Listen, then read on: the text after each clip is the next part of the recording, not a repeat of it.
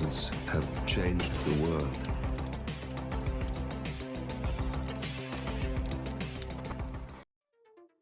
Hello, and welcome back to Hitman 3 and the featured contracts. And today's contract, Antisocial Antics, set on Ambrose Island. So on to today's briefing. Good evening, 47. These select few have been sighted late at night doing some rather suspicious activities. Our intel suggests they are undercover and trying to get to our target before we do. This isn't an island festivity, 47, so take your shots wisely. Good luck, agent.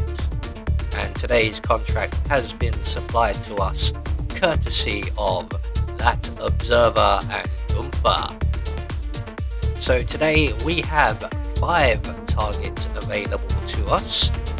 No stipulations on how we go about dispatching them or what we wear whilst we do so. So we will have a free map. So for today's challenge we will be starting at the pirate camp. We're going to have a lethal syringe stored up at the boat cradle. We're going to be bringing with us some coins, our silenced pistol, and our ever trusty lockpick.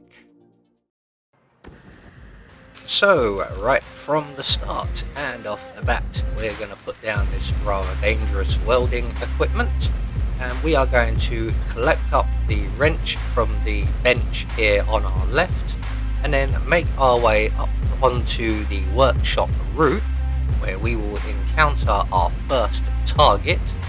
He's just going to move away from the gas cylinder here, and we are going to use our wrench, and we are going to loosen the valve on that gas cylinder, and then we're going to move away, and we're just going to follow the target onto the next roof here, and we're going to wait for the purposes of the video for our target to return to the gas cylinder, although you could just drop down off of the roof and head towards the beach for your next target.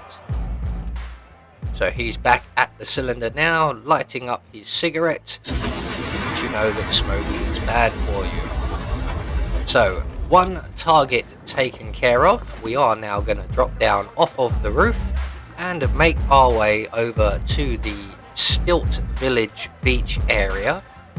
And our next target is the cook, who just so happens to be asleep in her shack with the doors unlocked. So we're going to make a beeline straight there, let ourselves in, close the door behind us. We're going to grab that banana just in case. We may not need it. We're going to pull out our silenced pistol and eliminate the cook. So that's 2 targets down. We have 3 more to go. So we're going to exit from the cook's shack, run straight back across the beach area here and into the hut with the guards outside keeping warm by the fire. So we're going to lockpick our way in, make our way straight through the building, grab the propane cylinder on our right as we exit the far door, and then we're going to make our way over to the boat workshop area, and we're going to place our propane cylinder just on the floor. Now we've just missed our target, we just walked past him. So the post you can see just on the left of the screen, we want to sort of place the propane cylinder on the right of the pier, roughly where that pillar is, in line with it.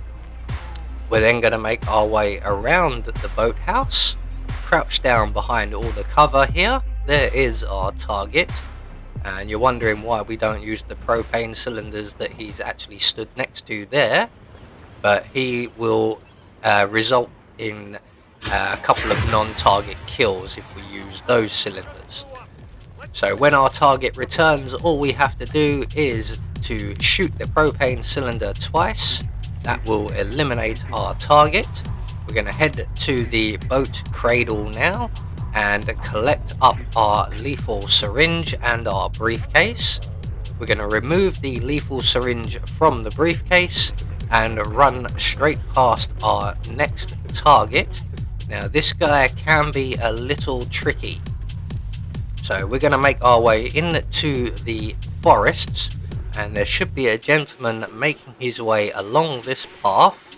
There he is, looking very suave and sophisticated, and once he is just up past this torch here, we're going to render him unconscious, collect up our briefcase, and we're now going to set a coin trap for our target. So we're going to drop the briefcase about here, and then we're going to trail a couple of coins on the floor leading to the briefcase. So we want everything in line of sight. Now this can be, as I said, quite tricky, and I do this wrong on the first attempt. I've dropped my coins a little too far apart. So once you have your 2 coins on the floor within line of sight of each other, you're going to take our final coin and just throw it so that we can get the guard's attention. And while we wait for him to arrive, we're going to select our lethal syringe.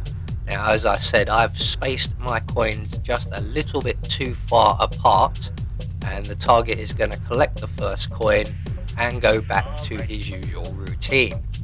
So I'm going to act very quickly, and I'm going to collect up the next coin in the trail and quickly just throw it on the floor before he gets too far away.